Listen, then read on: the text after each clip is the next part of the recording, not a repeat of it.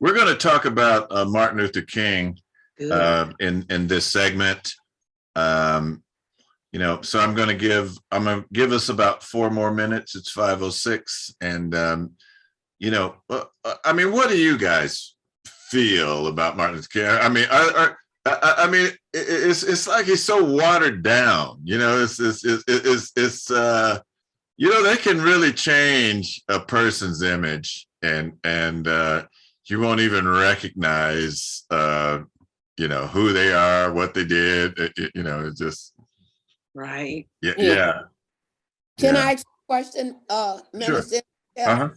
A few nights ago, I watched the Black News Channel. Yes. And they had a article on the other night about Martin Luther King's brother, who they said had really started more into the movement at that time than Martin Luther King. Have you ever heard of anything about that? I just know that they called it a something King. I just know that like if you look at the history of the family, like his grandfather was a pastor like in 1911 or 1914, and then his father, after that, and then he graduated from high school at age 15.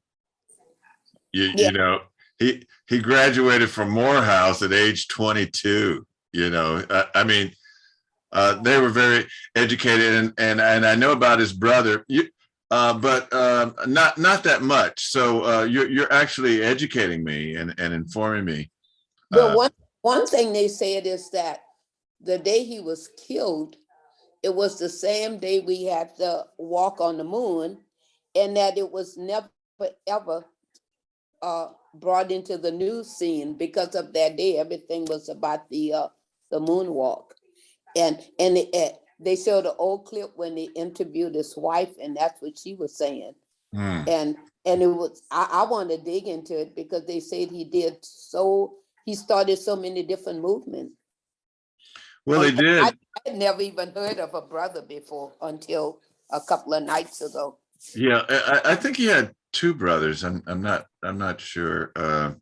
There's a wonderful book written about him. It's about 700 and some odd pages. It's called "Bearing the Cross" by Garrow. Okay. And let's see, do I have it right here? Yeah, I don't see it right now, but it's called "Bearing the Cross." Well, here it is, I think.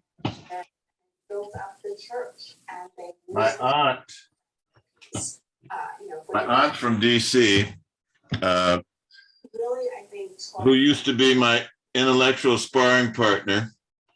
I was actually going to deliver a keynote message in Sacramento after a march. This was like 91, and so she came like that holiday season, and she says, "Well, you need to read this book," and a lot of information. Hey, Ali, how are you? As elegant as Are you still there? Did you just put your picture up? I'm good. Thank you for asking. Life is good and all is well. Yes. That's good. That's good. So how are the Bitcoins? How's the Bitcoin market going?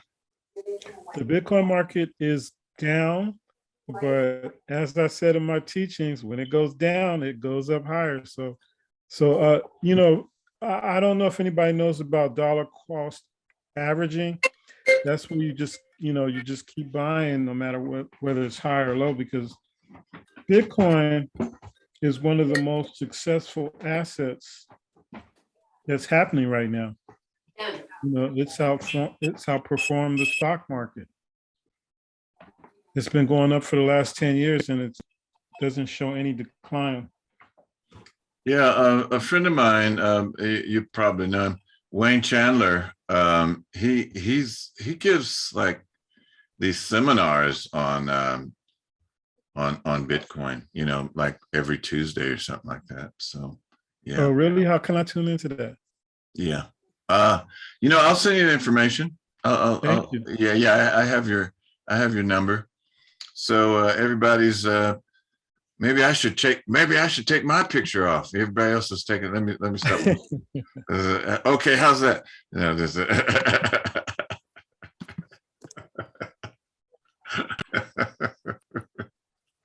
You know what? You know what, Sugar D, you're on mute. I haven't heard a word you said. Sugar D, you're on mute. I said, please don't do that. I said, I only did it because I hadn't eaten all day and I didn't want to eat in front of you guys because I didn't want to have to offer you guys any of what I was eating. Oh, you know what? So yeah. anyway, that's I would like that same information about the Bitcoin. The same information you're going to send him about the Bitcoin. I'd like that also. Okay, let me see if I can find it while we're meeting. Okay, so I'm not going to share my screen necessarily, but just a little biographical thing with Martin Luther King. Of course, his birthday is January 15th. He was born in 1929.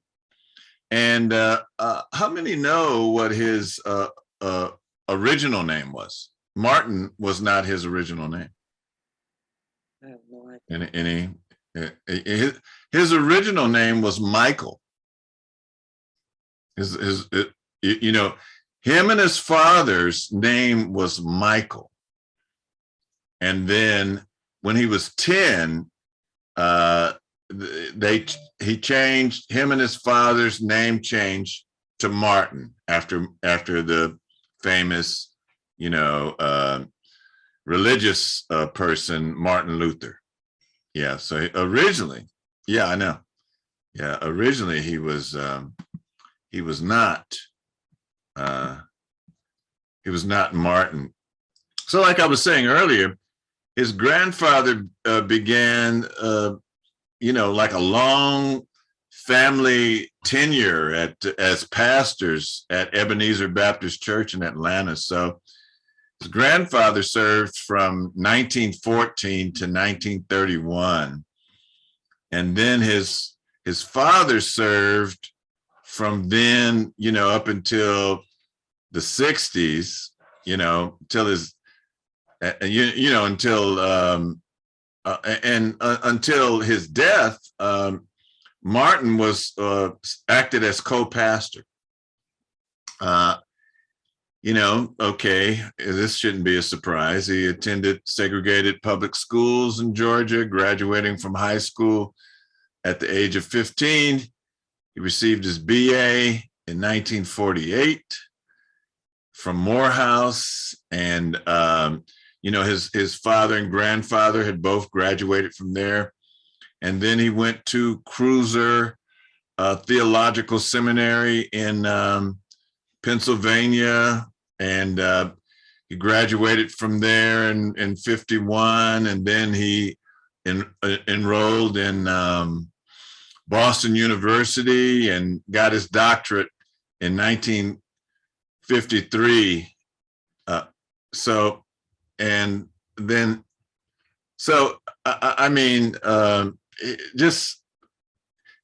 He was very young, after having accomplished all this. I think it was like 25. And it was in Boston where he married Coretta Scott King. And, her family had a history of activism. And sometimes she would say, before I was a king, I was a Scot. Yeah. And so her family, her father in particular, involved in civil rights struggles, because it was always a struggle to, as Bob Marley would say, get up, stand up for your rights. They were always having to stand up for their rights. Which we're doing. We're always, here we're having to fight we're still doing the voting fight. And when you think it's passed, when you think it's done, and then then they come up with some kind of crazy voting thing. So getting back, Coretta King, you know, they met in Boston. They had 2 sons and 2 daughters were born into that family. And then in 1954, Martin Luther King became pastor of Dexter Avenue Baptist Church. How many are familiar with Dexter Avenue Baptist Church? Who can name Martin Luther King's predecessor? Dexter Avenue Baptist Church. You know, it's just, yeah. Well, there was a movie. Was it Pastor Dexter?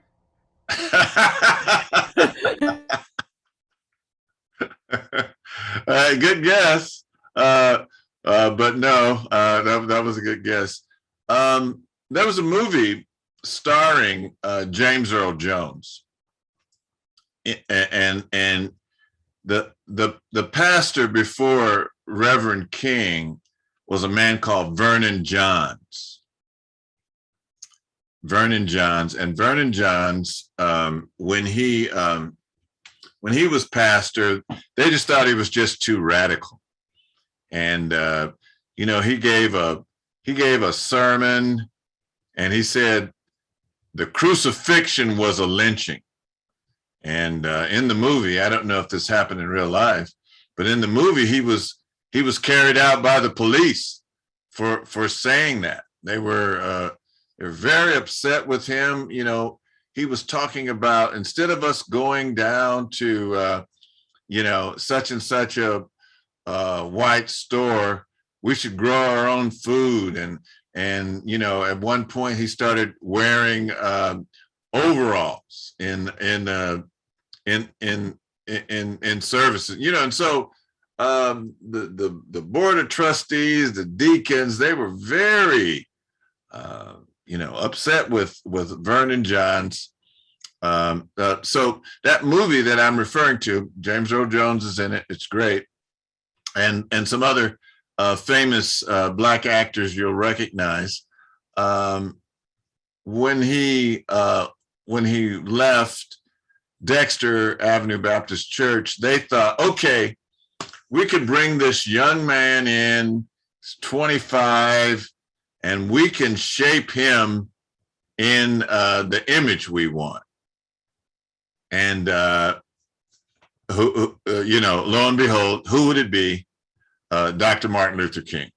You know, so in 1954, he became pastor of Dexter Avenue Baptist Church in Montgomery, Alabama. He was always a strong worker for civil rights, for members of the African community. And by this time, he was a member of the executive committee of the NAACP. And then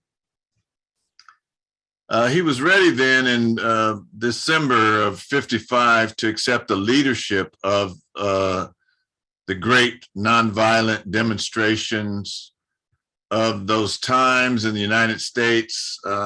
Everybody's familiar probably with the Montgomery Bus Boycott. Do you happen to know now before I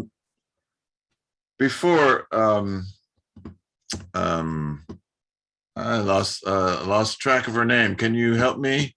What sister was Rosa Parks. Rosa Parks. So before, thank you, Mona. Before Rosa Parks came in and you know, didn't give up her seat. There's somebody famous in history that did the same thing, and you know, won their case in court. Anybody know who that is? It was on a trolley car. Ida B. Wells. Ida B. Wells. Ida B. Wells won her. She won her case in court, and it was overturned by the Supreme Court. You know, so yeah, you know, we're always 2 steps forward, 1 step back. You know, on those things. So, and what I mean is, so hey, look, we thought we had at least voting. And now, what is it, like 23 states have passed stricter voting, eliminating places and, to vote. Yeah. So, that bus boycott lasted like 382 days. On December 21st, 1956, after the Supreme Court of the United States had declared unconstitutional law requiring segregated buses, African Americans, whites, and everyone rode the buses as equal. And so, this really launched Dr. King. And just think of the organization that it took for 382 days of that. But as other scholars have pointed out, what else did that do? So busing was desegregated, but what else? What was the unintended consequence of that? What was that? One was a sense of African American empowerment. That's true. That's true. But I guess what I'm asking is more on an economic basis. Anyone? I would say it seems like we were able to see how effective our money was in the community, because being that they were out for so long, the buses were going bankrupt. Yes. That's a good point. That's a good point.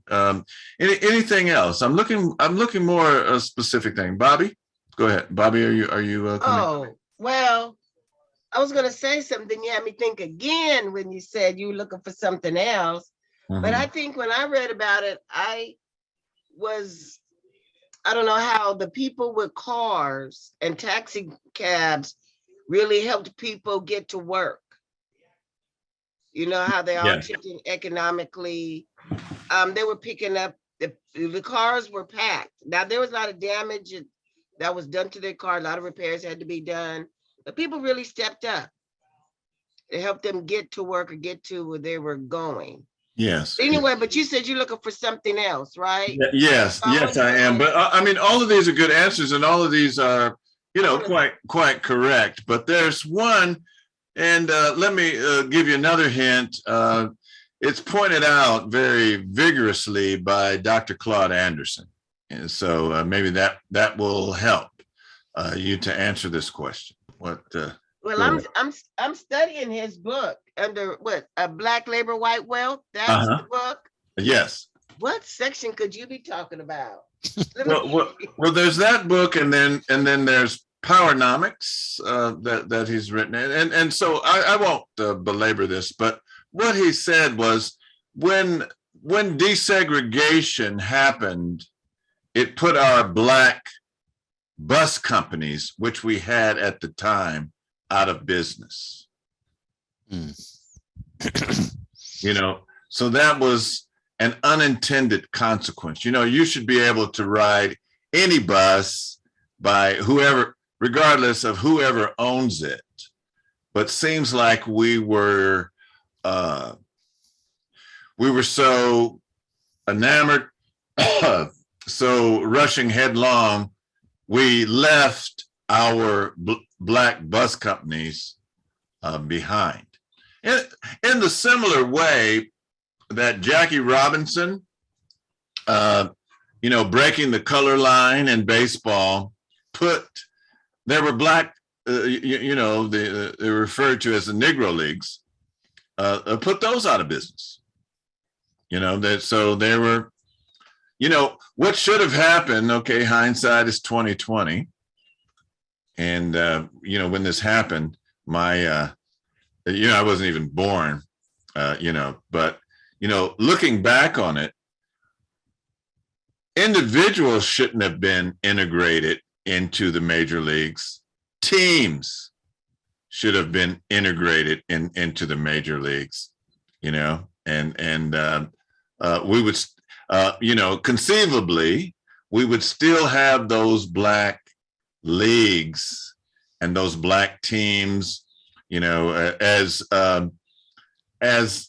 expressed in Sanford and Son, the Homestead Grays, and other teams like that. All right. Any comments on that? Anybody want to step in? This is an open discussion tonight. I'm glad you all could join us. Last week we had 29 people. It was great, and we're glad that you all could be with us this evening. So anybody else want to add to that observation? No, huh? Yeah. Go ahead, Jeff. Go ahead. First of all, Brother Minister, my condolences. Love that you're back. Yeah. See you. Thank you. This has been one of my issues for, let me put me on video. This has been an issue for me a very long time, because way back when I was living in Los Angeles, that's probably late 80s. And because I'm a baseball fan, and this is a whole nother story, but I was interested in trying to start a store selling Negro League jerseys and so on. So this is. Oh, wow. Yeah, I was really into it at the time, but that's a long story. We can go into it another time. But the point is that I've always felt like this issue of Jackie Robinson, who I have great respect for and everything. You're right on point. They should have did like they do now, expansion leagues, right? They should have expanded in the major leagues. They should have did a National League team and a National American League team in both leagues. But they obviously didn't want to do that, you know, for obvious reasons, because then the league would have flourished. That league would have definitely flourished, because people would have been they would have continued the Negro League. And that would have, the businesses that were affiliated, which is the reason why I'm actually answering your question for any other comments, the whole trajectory, we don't know what would have happened, because see, my take is that all of the connections to these different Negro League cities, it was not just the team, it was the vendors, it was musicians coming through there, especially like Kansas City. You had a whole bunch of a whole integration of things. So for me, this is an important discussion, because that's a model that we overlook to at least get some possibilities of what we can do now. So yes. So you know, we're in the rush to integrate and be recognized. We kind of forget our own, and so it's a tightrope that we need to observe and still watch. I'm going to ask the person here the number 1-574-217-3621. If you wouldn't mind identifying yourself, putting your name and even your video, so that we can know who you are. So right now it's just a number. If you wouldn't mind, you know, doing that for us. All right. So anything else? Was anybody going to say something else? Okay. Well, I don't. You know, I think that's how they wanted us to do that type of thing. And the reason being is because in my little small town, I came up whenever they integrated, and it was an all Black school, high school from 1st grade to 12th grade. And it was right in our community. Everybody walked to school from their house and all of that. And there was a white school called, you know, another school called Ruth Henniger. And of course, they allowed, you know, they were saying, okay, we want some Black kids to come over here. And the parents, the two people that went over there first was a brother and a sister. And I know that their parents thought, you know, if I send them to this school, because they're with the white people, they're going to get the better education, they're going to get the better. And I just think that, you know, and that's how we were taught to think. even when you're watching that television, it was always, what do we see during that time? It was Yes. white people with money. We still see that. You Yes. know, we just don't know we see that. We still see that. They still show that, you know, that subliminal seduction that they did to us and Yes. subconscious stuff. Yes. And I just think and it's too bad that we couldn't go that far and look out for the bus drivers and all that. But their thought process was like that, you know. Robinson was doing for, you know, that's how they did let us come in anyway. Like you said, maybe that's not what they wanted us to do, or they were afraid of us to do that because, you know, we are great people. And Yeah. we were already, you know, playing the game. But anyway, it happens everywhere. It happens. I mean, everybody has a story like that where we thought that if we go to the better schools, instead of asking, hey, we want the same type of environment. We want the new books. We don't want the hand-me-down books. They were handing down us the toilets that they didn't want when I was going to school. Mm. You know, they were doing that, and we got the torn books, the already books written into the books, instead of us fighting for, you know, give us what the same type of opportunity, give us an even kill. We were thinking, you know, let's integrate, let's go to the white schools so we can get the better. Yeah. Well, and that's the beautiful thing about Dr. Martin Luther King. So he came up in segregation. Right. He came up in you know, the schools that were segregated, and you know, graduated from high school at 15. Just think about that. You know, he graduated from high school. So most people graduate at 18. You know, he's 15. And if you look at his birth date is first early in the month, you know? And yeah. So he was a way, actually he was a genius. That's one of the things. So, you know, during the days of the boycott, Dr. King was arrested. His house was bombed. He was subjected to personal abuse. And at the same time, he emerged as, you know, one of the, you know, leading African-American leaders. It's kind of redundant, you know, but he was, you know, he was recognized, you know, nationwide as, you know, one of the leading spokespeople, one of the leading leaders of African Americans. And in 1957, he was elected president of the Southern Christian Leadership Conference. And you all know that there was an organization formed to provide new leadership for the civil rights movement. And so the ideals of the organization took from Christianity, and then they were using Gandhi. And, you know, Gandhi was a great man, but are you familiar with Gandhi's history, anyone? In South Africa? Go ahead, Bama Daly. I know you know. I'm trying to get discussion here, you know. Okay. No. Okay, go ahead. No, I don't know. I just know that he was living in South Africa. And so that's always been another dimension, even though his anti-colonialist struggles, and particularly in relation to India, have been important. And that's where I can leave it. Okay. You know, he was in. Okay, go ahead, Bobby. You have it. Yeah, I got my little 2 cents here. Manu did a radio station, did a presentation on him. I guess he got his PhD or doctorate on Martin Luther King. Manu did.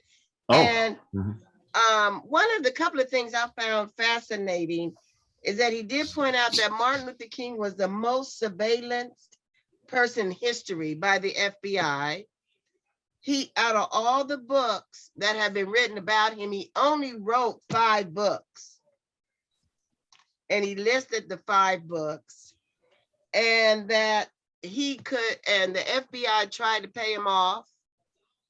and they could not pay him off. They even tried to get him to commit suicide, you know, by burning his home, a lot of pressure. And so, and I was thinking, just a young man at 39, you know, this FBI was just not a moment's peace, you know, at all. But the 5, so he did list the 5 books that Martin Luther King actually wrote, and I ordered 2 of them. I have yet to read them, you know. But anyway, I just wanted to share some of the highlights. And then he said after 1965, Martin Luther King started talking about human rights, not so much civil rights. Yeah, so those were, so if anyone wanted to comment on that, because he did start speaking about, you know, the conditions of Black people. So he went way beyond the civil rights. Yeah. And I think that's what really got him in quote unquote trouble, because he was talking about something that everyone could relate to. And that was just too much for them to even think that he could have that type of power. Now, that's just my own opinion. That's the way that I saw it. Yeah, I want to. All of these are great points that Bobby and Sugar D are making. But the point of, you know, it's kind of ironic and paradoxical.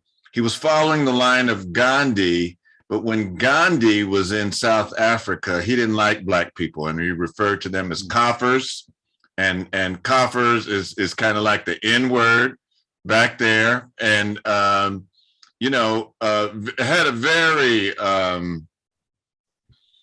vicious racist attitude towards Africans, and you know, ironically, you know, and you know, he tried to do nonviolence in South Africa, Gandhi did, and they ran him out, and he ended up going back to India, and yeah, so just a little note. And what Gandhi was talking about, you know, nonviolence in yoga.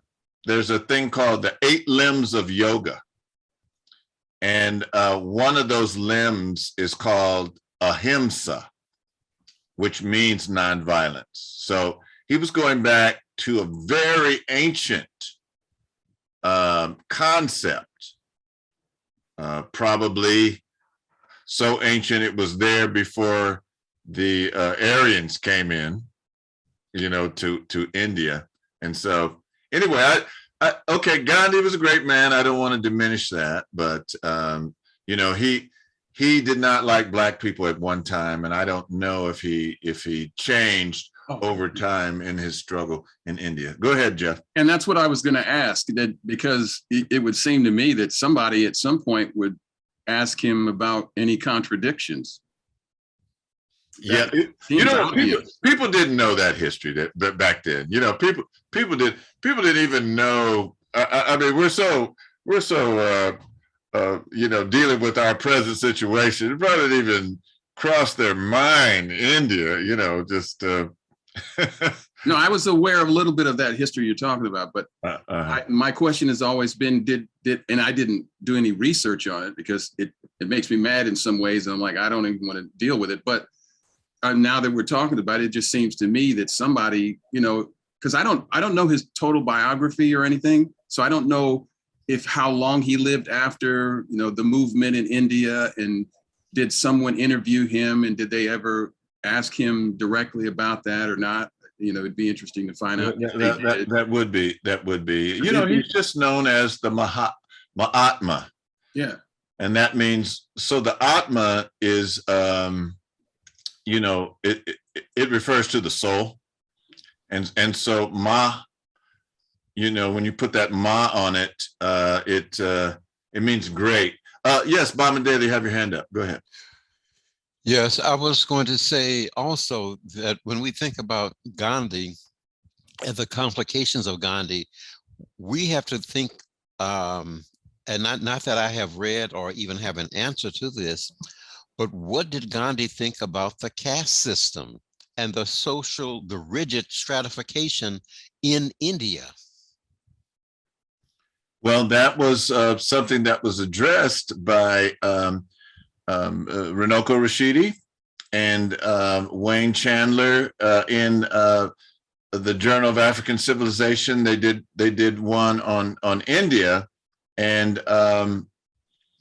you know, when they talk about the castes, there's like 4 major castes. You know, one is a priestly class, another is like for soldiers, another is merchants, and then you have the Sudras, and they're on the bottom, and then underneath the Sudras, you have the untouchables. You know, and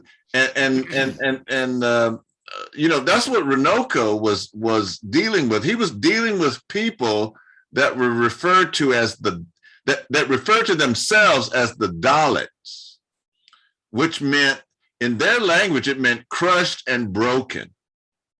You know, and they were pointing out in their writings of these 2 brothers that you know, Gandhi had a very dim view of the lower castes. You know, he wasn't trying to upset the caste system. They were just trying to expel the British. You know, that was their major focus. Yeah. I do a lot of study, you know, on Indian culture and Indian spirituality and religion. You know, it's very beautiful. I mean, if you study it, if you practice it, it's very beautiful. But there are some really, I guess, like everything, there's some rough edges, shall we say? You know. So yeah. Any other comments before we move on? All right.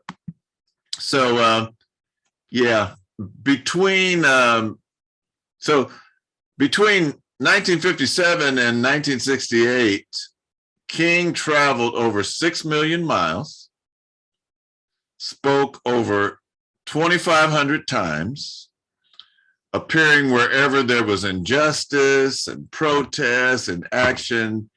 And as Bobby had pointed out, he wrote 5 books, as well as numerous articles. In these years, he led a massive protest in Birmingham, Alabama, that caught the attention of the entire world, providing what he called a coalition of conscience and inspiring. His letter from a Birmingham jail was a manifesto of the African American Revolution. He planned drives in Alabama for registration of African Americans as voters. And see here, we're still dealing with that issue. He directed the peaceful march on Washington, D.C. Over 250,000 people, you know, came and heard that I had a dream speech. So, and that's what Martin Luther King is known for. You know, he's known for, you know, I had a dream. You know, he's reduced to that. But how many have heard that speech in its entirety? How many? I'm just curious. I've read it, but Yeah. Okay. Yeah. Read it or heard it. Yeah. Yeah, and I like the Other America. Yeah. Speech. But I just wanted to say, kind of piggyback off your point real quick, is that, you know, Dr. King, he was, what Menu talked about was that he was for the armed liberation in Africa. I realized he was so African-centered, and they were not nonviolent.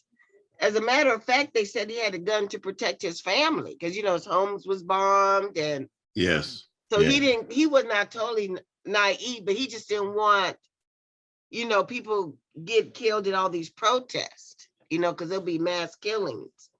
He wasn't for protests, but he was not totally like against, you know, of the Africans need to fight and be armed. He supported that. Well, you know what's interesting? I'm glad you brought that up. You know, Martin Luther King was at the inauguration of Kwame Nkrumah in Ghana. He was there. So I mean, just that alone. When was that? 1957, something like that. You know, yeah, very. He was not only a very deep, heavy intellectual thinker, but he was an action-minded person, and he was where things were happening, you know, and he was taking all that in to incorporate it in our movement, you know,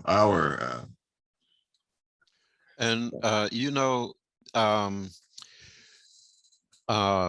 most people don't know that he was in Ghana, and so we have divorced King from Africa. Yet, if you when the Civil Rights and the Civil and Human Rights Museum in Atlanta opened a few years ago, there was one installation on the lower level where they had recreated a photocopy, a photo mural of the books in his library. And I was surprised to see the number of books that focused on South Africa and then Africa in general. And so he was a person that did focus on an understanding of the socio-political history of Africa as well. Yeah, I mean, see, we don't connect that. You know, the way that Dr. King comes out, he's a pork barrel preacher with a Bible under his arm, but you know, King was forceful. He brought thousands of people into the streets to overturn the law. He wasn't just talking nonviolence. He was at the front of the line, demonstrating his nonviolence. There's one time he's doing a book signing, and he's sitting down, and some sister comes up and she says, "Are you Reverend Dr. Martin Luther King?" And he said yes. And the next thing you know, she took a knife and stuck it in his stomach. And they said if it would have just been like an inch further, he would have died. Mm-hmm. You know, he was doing it. And okay, as Bobby, I think, pointed out, when his house was bombed, he got a permit to carry a gun. You know, so he was using nonviolence because, okay, Black people in the United States, we don't have an army. You know, so he was using nonviolence as a tactic. And, you know, not doctor, but the great civil rights leader and later Pan-Africanist Kwame Ture, he said King's mistake was that he turned the tactic of nonviolence and made it a principle, and you know, just thinking it could apply in every situation, and couldn't and that's not necessarily true. You know, you can't, you know, if you're playing sports, you can't run the same play all the time. You know, the other team gets wise. They're gonna run it over here, you know, or they're gonna pass to Stephen Curry, or you know, so you have to change up. You know, you have to use other things, and that's where he was going, Bobby, when he changed over from civil rights to human rights, and the government, you know, which had kind of, you know, tolerated him in a sense, when they saw that, and he's joining, you know, poor whites, African Americans, other quote unquote minorities, they say, okay, you know, you got to go. You know, you got to go. Mhm. Anybody want to jump in on that? I feel like I'm rambling.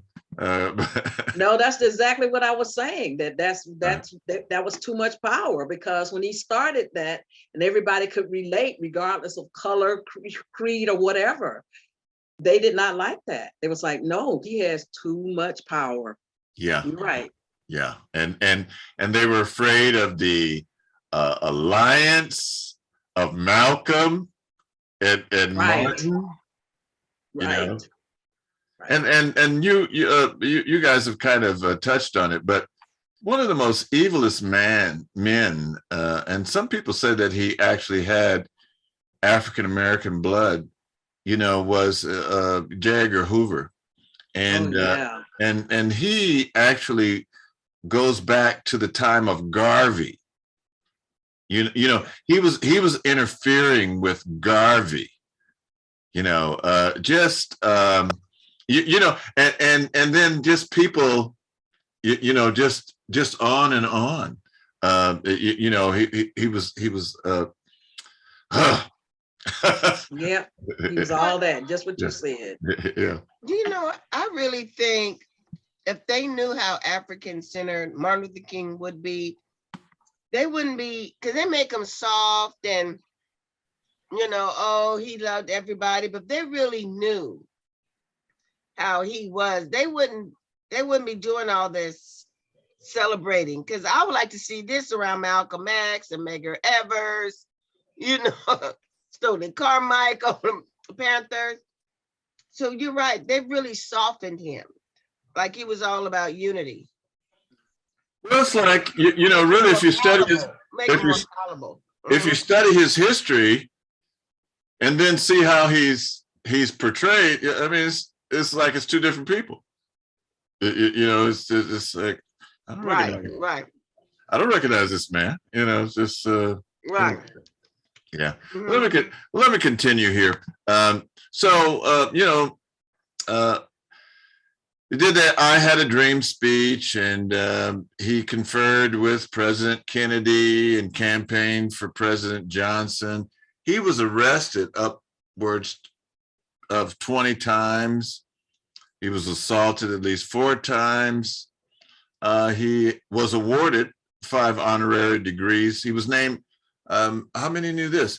He was named Man of the Year by Times Magazine in 1963, and became not only the symbolic leader of American Blacks, but also a world figure. At the age of 35, he was the youngest man to receive the Nobel Peace Prize. And they were trying to get him not to receive, you know, that's where the suicide, you know, hey, commit suicide, or, you know, they didn't want him to receive the Nobel Peace Prize. And I think you get like $54,000, which, okay, $54,000 in 1963, you know, that was a tremendous amount of money. And he donated that money. He donated that to the civil rights movement, you know, and so it was like $55,123. Yeah. And then, you know, to close out on this part, on the evening of April 4th, 1963, and this is what, this is kind of like what Kwame Ture talks about, and this is what Bobby has mentioned, and that is, he had gone from civil rights to economic rights, and this is why he was killed. Okay, you know, he had gone from civil rights, you know, morals things, to economic rights, and okay, when he's assassinated, what is he involved in? Anyone? Sugar D, take yourself off mute. Wasn't it going to be the march that they were going to have in Memphis? Yeah, the sanitation workers strike. Right, the sanitation, yeah, that's what they were getting ready He to was do. he was involved in a And he garbage was man gonna strike. do, right, and then he was gonna do one on hunger. The next was gonna be one after that on hunger. And Yeah. that really struck Yeah, home to everything. and they were organizing the Poor Yes. People's Campaign, Right, which was going to march to Washington again. that's right. And you know, that would have been like 500,000 people, you know. Yes, And just think about that. I was thinking about this this morning. I was talking to my wife this morning. My grandmother came and visited us in Oakland, and she and another couple, her and her husband and another couple drove in 1962 from Washington, D.C. to Oakland, California. Now, there were no cell phones. You know, what hotels could you stay in? You know, what restaurants, you know, people talk about the Green Book. I don't know if they had it. You know, you got all of that going on. And so, you know, when you think of people coming to Washington in peace, you know, not like this thing, you know, January 6th thing. You know, and you know what January 6th shows to African Americans? Just the hypocrisy. I was watching, this was like the day after it. I was watching, for some reason I woke up at 3 in the morning and I turned on TV and Joe Scarborough was on, you know, Morning Joe. And he was just railing. He was just, you know, they attacked the People's House, and you know, he was just going on and on. He was raging, and Mika asked, you know, that's his wife, and also, you know, she's the other host. She says, "Well, what if they were black?" And he told her, he said, "Look, we don't have to go there, because if they were black, and you know what, they didn't beat this out." He said, if they were black, they would be shot in the effing face. You know, you come in and take over the Capitol and threaten the Speaker of the House, and you crush police, and you whoa. And it just shows you the hypocrisy. But Martin Luther King was going to organize Black, white, Hispanic, all quote unquote Americans to demand things for people at disadvantaged incomes. Okay, so Imhotep, do you think that would have been a non-violent, or would it turned into violence? I think it would have been another non-violent one, but you know, I'm not a. Okay, I was just wondering. Yeah, I'm not a mystic, so you know, I can't say, but I would just assume that it would have been like the March on Washington where he gave his "I Had a Dream" speech. And yeah, go ahead. Oh, who? Just by the way, just another trivia question: Who inspired Martin to talk about the dream? Anyone know that? Mahalia Jackson. Mahalia Jackson. She was back there, you know, she was kind of like backstage, and she said, "Martin, tell him about the dream," because he had given that speech before. You know, he had given that speech before. That wasn't the first time he used that. Also, if you listen to the speech, he's talking about police brutality, and he's talking about voting rights, which is conveniently left out of the speech. Yeah. And, right. Yeah, and we talk about it today. Now, I wanted to say, did you know that, and I learned this from Manu, that Arizona, you know, they would not pass the Martin Luther King, and the pressure was put on them by the NFL. Yes. Yeah, and that's the only reason they passed it, because the NFL was going to come play there. That's the only reason why I get passed. Yeah. And right now in Texas, the Texas legislature they're trying to pass laws to overturn the holiday of Martin Luther King in Texas. What? Yeah, right now. Yes. So you know why we, deal with mundane things and Kanye West and Kim Kardashian and all of these things that make you think that you have thought. The system, which Dr. Francis Cress Welsing told, the system of white supremacy, it continues. It doesn't stop. It doesn't say, okay, hey, it's a holiday, we'll take a break. No, they continue. They continue working. So while we have problems with this person and that person, and we want to know what the latest styles are, and this and that, the things to keep us in bondage, mental, physical bondage, continues, to this present day. All right, and that's what Dr. King represents. He was against those. Now, there's three ideas that are associated with Dr. King, and that one is nonviolence, and then two is integration. But nothing in his life is dealing with really integration. It was just for rights. And then, he stood up, and this is where Johnson had problems with him. He talked about, well, why I can't go along with the Vietnam War. You spend $50,000 to kill one person, you could use that money to help poor people in this country. That's what he was saying in essence. So again, hey, he was talking about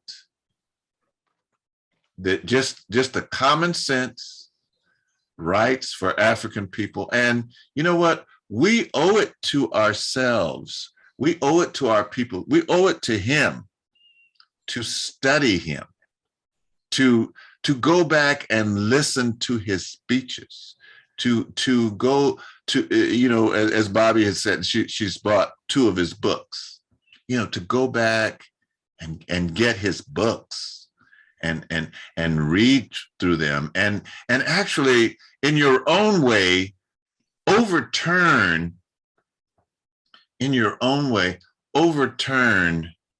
the misconceptions that's put out there about Dr. King. Dr. King was so much more. I'm glad Bob Daly and Bob and others, I'm glad you all pointed those things out. Heavy into Africa. You wouldn't think that. And then I'm not able to play it now for you tonight, but there's a clip, you can find it, you can search it on YouTube, where Dr. King is saying, yes, I'm Black and I'm proud. Before James Brown. Yes, Martin Luther King. And James Brown, he doesn't even say it. That's right. He does it, but he causes everybody else to say. Yeah. That was just a little tip. Yeah, that's true. That's true. All right, let's go on. We got about 25 minutes. So some of the books by Martin Luther King. Just books on Martin Luther King. Papers of Martin Luther King's Volume 7, To Save the Soul of America, January 1961 through 62, edited by Tanisha Armstrong, Berkeley, University of California Press. The Essential, Martin Luther King Jr., I Have a Dream and Other Great Writings, Martin's Dream, Journey, and the Legacy of Martin Luther King Jr., Strive Toward Freedom, the Montgomery Story, the Martin Luther King Jr. Encyclopedia. Also, Papers of Martin Luther King Jr., Volume 6, Advocate of the Social Gospel, September 1948 through March 63. There's other things associated with Dr. King. Let's see if I can find a good one here. Now, I ran across some things that talked about the autobiography of Dr. King that was written 30 years after he was assassinated is a propaganda, and things are in propaganda all the time. So most people they go ahead. That's no good then, huh? I mean, there's not really a good autobiography.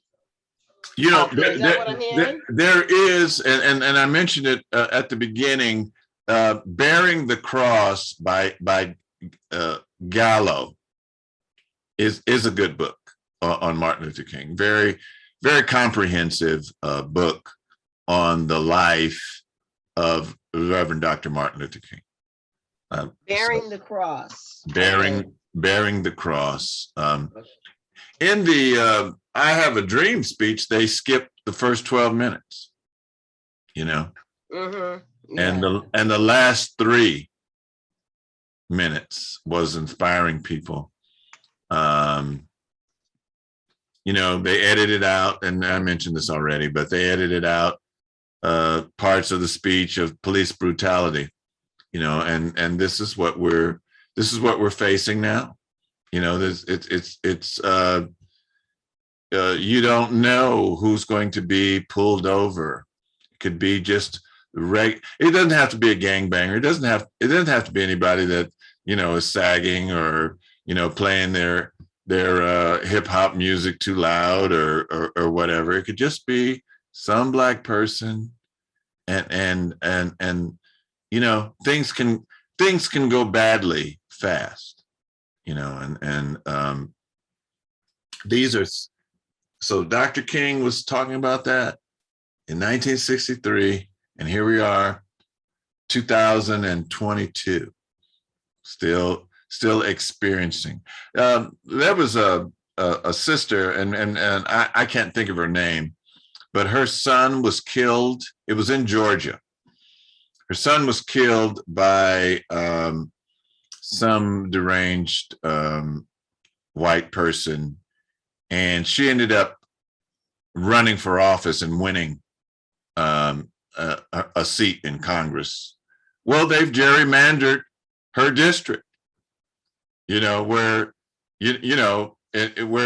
where in her district most of the people are right wingers, to get them out.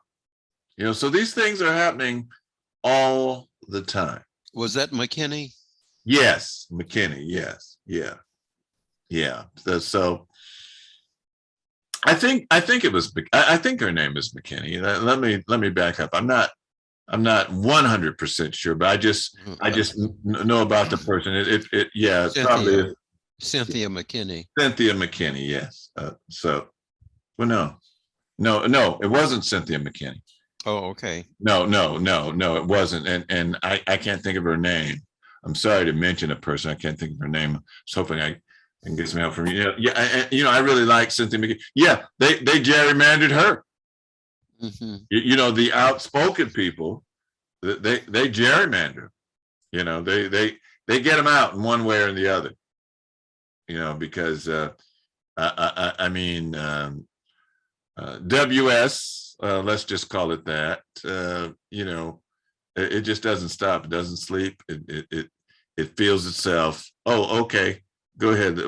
Somebody just sent me. They said I have a transcript of the speech, and it does include comments. That was me. Brutality, and they're going to put it in the chat. So they're going to put. Yeah, I'm going to put it in the chat. Yeah. And as you do that, can you read that portion? Would you mind reading that portion? Oh, yeah. It says, There are those who are asking the devotees of civil rights, when will you be satisfied? We can never be satisfied as long as the Negro is the victim of the unspeakable horrors of police brutality. We can never be satisfied as long as our bodies, heavy with the fatigue of travel, cannot gain lodging in the motels of the highways and the hotels of the cities. So then he goes on. Now, yeah. Now, why didn't we play that?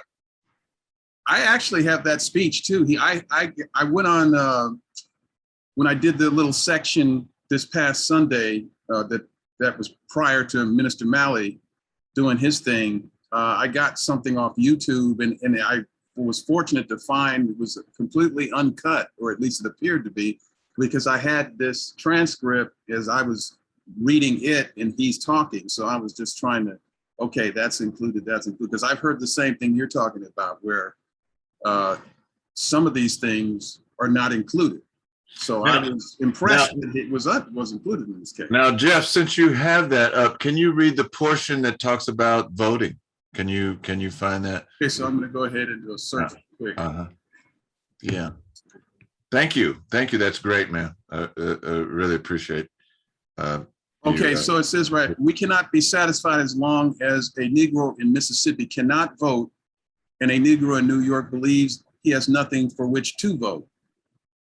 No, we were not satisfied, and we will not be satisfied until justice roll down like waters and the righteousness like a mighty stream. You know what? We should just, just like they have, I Have a Dream. Yes, sir. We should just play those two clips. The one on police brutality and the one on voting.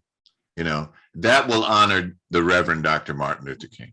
That will honor it. Because for many of us now, I'm not you all that are here and or people that will be in the sound of my voice, but many of us, it's just a holiday, and we rehash the same. Okay, thank you. Okay, and we rehash the the minutia. We don't look at Dr. King in the fullness thereof. That's really part of our. Thank you, Jeff. That's really the part of our. Oh yeah, you know what? I was going to play this one. Yeah, this is great. Yeah, put that in the chat. It's the 16-minute. Yeah, this is outstanding. This is top ranking. This is top ranking. Thank you, Jeff. Yeah, that's Minister Imhotep. I want to do, I guess, confess in a sense, but you're right. We do not think of him past what they portrayed of him at today. And I am a guilty one. And reason being is because I have my daycare 0 to 5. And I said to self, I'm not going to talk about Rosa Parks. I'm not going to talk about Martin Luther King. I'm not going to talk about certain ones that I know that they're going to discuss in school. But I'm going to talk about, your Nate Turners, your this and that. And I had my whole list. And I thank you for this, because it's so much more to him. And I'll make sure that I'll go back and look at the Rosa Parks. And I did know that someone before Rosa Parks, those are the people that I was teaching those kids about, with the people that we don't hear about. That's beautiful. I should put you in touch with my sister. My sister has a daycare too in Oakland, and she's named after my grandmother, and it's called Little Nancy's daycare. Wait, my grandmother's name is Nancy. My grandmother's name is Nancy. Yeah, my grandmother, Wow. my mother's mother, her name is Nancy Everline. My mother's name was Nancy Casey Tentman. Wow. Yes. So you have my wife's name, where our grandmother's. That's really right. Cool. That's really cool. And that's something. That's great. But I'll be happy and share, or she could share. Love it. Thank you. Okay, I was, it's called Miss Nancy's, and you know what? Nancy just gave me her website. I didn't know she had a website. I don't have one, but mine is called Aunt D's Learning Center. ADLC, Aunt D's Learning Center. And the kids refer to me as Aunt D. Well, Nancy's, it's called, okay, can you write this down? This is my sister's, okay? I'm ready. So it's LIL Nancy.org. Okay, I'll check it out. Thank you so much. Yeah, LIL Nancy.org. Nancy.org. Yeah, yeah. I'm glad Mama Ngina has joined us, is with us tonight, and Queen Afu and Judy. Glad that you all are here. We're just about wrapping up. I'm sorry to say, but we've covered a lot of ground on Martin Luther King. We're reflecting on Martin Luther King. What are your thoughts? Those that have not spoken too much. What are your thoughts on Martin Luther King? I'm going to start with a person that reminds me of my grandmother, because she's a Leo. One of the reasons, and Gina too. Mama Rose. I want to start. What are your opinions of Martin? You know what? I would like to ask a different question. Okay. And I really enjoyed tonight. But my question is, what we going through right now, the voting right. I feel that it almost taken us back to what we would been talking about, because I think it's a theory that it will not pass because the majority of the people voted for Biden was Black or brown. And I think they holding back because they want us to get so angry that it will not pass, that we will not vote, and we're going to have the same person back in before we know it. And I think they're working on us right now, and we need to do better. I agree. So they would like for, as you just said, they would like for people to just give up in the midterms. The Congress switches over. Exactly. And then that's where the carnage will be even worse. Even worse. And those two senators that are holding out, and you know what? There's a Black senator. He could come on the right side. That Tim Scott. I know. You know, he could get on the right side. But those two senators that are what's the guy in West Virginia? What is his name? Meacham. Yeah. Manchin. Oh, Manchin. Okay. Manchin is just trying to get elected to be the governor of West Virginia. He was a governor once, and he's trying to, and so he has another term that he could use.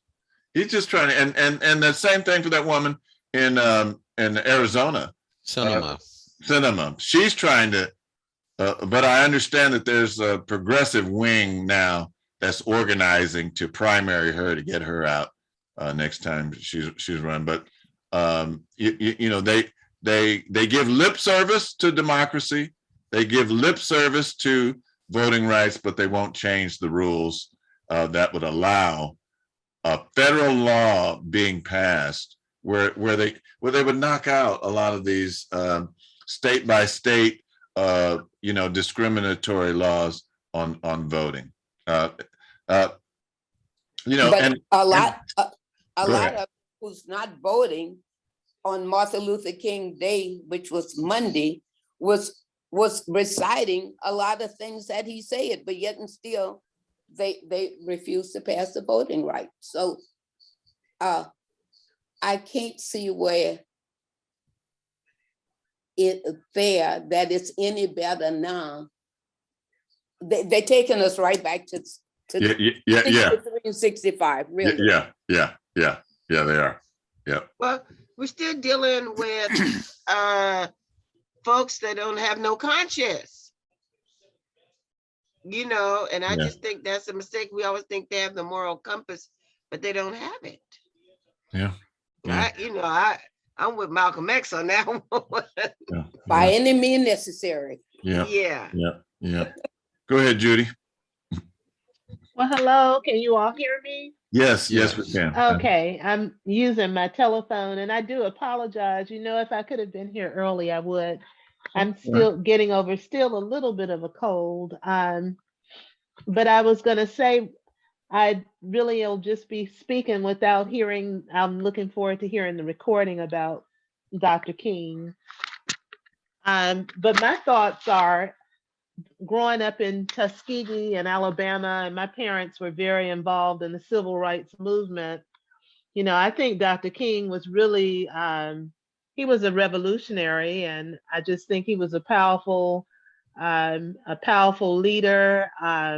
Had a lot of heart, and you know, he had influence. You know, there a lot of people were not all behind him, as people would think back in the day, and maybe you reported on some of that. But I really think, you know, he was dedicated to his mission, and I think he was just a courageous brother on a mission. And you know, I love what he was all about, and I think he dealt with the spiritual consciousness of people. You know, that was the, you know, that was the method that he used, was, you know, doing what's right, and you know, standing up for justice and righteousness. And you know, I think that was a great strategy and tactic during that period of time, because you could, that was the only way you really could be successful with the Jim Crow and all the things that were going on in Alabama and, you know, in the South. So I really admire him a lot. I love to listen to a lot of his speeches, a lot that people don't hear, his speech to the sanitation workers, and just lots of things. So I'm eager. I don't want to say much because it won't be very relevant, because I'm sure you've already spoken on several things. I'm so eager to hear the recording. So thank you so much. Well, thank you. Thank you for being able to join us. Mom and Gina, do you have anything that you'd like to say? Over. All right. Mama Fua, glad you could join us. Any thoughts on the Reverend Dr. Martin Luther King as we recognize his day this month? Well, I just think that so much of what he has contributed is what's being finally put to the real public recently and internationally. And so I'm glad that, you know, the international community has set a special day aside for him, as well as the US. But I do appreciate, you know, what he had to say, you know, being part of the Black Panther Party, and you know, let's get it done, let's pick up our guns, you know. When he first came to more public exposure, you know, I just said, no, we can't do that yet, you know. But I realized that, you know, love is a time, and peacefulness is a time that comes always, at all times. So I appreciate his message more now than before. Yeah. And Baba, I was trying to unmute myself. Oh, so, okay, and I'm on my computer and I wasn't quite clear. I concur totally with what you and Baba Jeff just said. I would like to see our media do more than the I Have a Dream speech. I would like for, like you said, I don't know how we could possibly do this, but send to the media, why don't you talk about this, his voting, his stance on voting. You know, he was so much more than just, you know, turn the other cheek and all people, God's people are going to be great. Because in all of this racist dogma that we live in today, you cannot change the hearts of people. That's why Trump has been so successful in his madness, is because deep down inside, these clear people of some other, you know, the other side, really think that they are superior. And the other thing is, and pardon my total ignorance on this, I don't know if the Constitution has ever said that Black people are now full and complete citizens. Because, you know, if we were on, according to their original Constitution, 3/5 of a citizen, if that is still on the records, that's still how they think about us. Well, officially, the 13th, 14th, and 15th amendments are supposed to grant African Americans citizenship, full citizenship, and, you know, lifted out of the, you know, that's why they had the Civil War. Well, one of the reasons why they had the Civil War. It was also the industrial North trying to defeat the agricultural South. And in order to do that, you take away their labor force.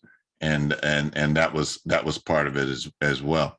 But yes, so I was talking to somebody, I forgot. Oh, I was talking to Keidi the other day, and you know, I got his book. I got one of his books, and I called him because I wanted to text him and me with a picture of him. And we were talking, and he used this phrase, "Aluta continua," "Aluta continua," and that's so. You know, Keidi is among other things, he's also a reggae artist, and he said he used to play with this brother's name was Ross Michael. Ross Michael, a reggae star in Jamaica in the 70s and 80s, and he was part of a group called Ross Michael and the Sons of Negus. Negus is a word for king in Ethiopia. So, you know, his name is Ross Michael. Ross is what the name of princes are named in Ethiopia. So when you see that name, Ras Tafari or Ras Tafari, that's saying Prince Tafari. So so the name of his group is like Son of the King, or son. Yeah, Ross Negus and Ross Michael and the Son of Negus, Son of the King. I had a song called Aluta Continua. And Aluta Continua means the struggle continues. Mm-hmm. And that's how I would like to end tonight. Sisters and brothers, as much knowledge as we gain, as much status as we think we have achieved, as much economic wealth and prowess that we think that we have garnered, even in our personal spiritual development, Aluta continua, the struggle continues. Mm-hmm. Struggle continues. Amen and Ashe. Ashe. And, you know, one quick last note, Baba, you know, people, I don't think fully understand the whole Civil War and all of that. Lincoln was not trying to end slavery. He was trying to save the Union, you know, and we don't emphasize that enough. It had nothing to do with ending slavery. It had to do with him saving, you know, the colonies. That's all it was about. It wasn't about us, you know, and I think that's why we have so much madness still going on. Well, you know what? There's a speech where he's saying just that. If I could save the Union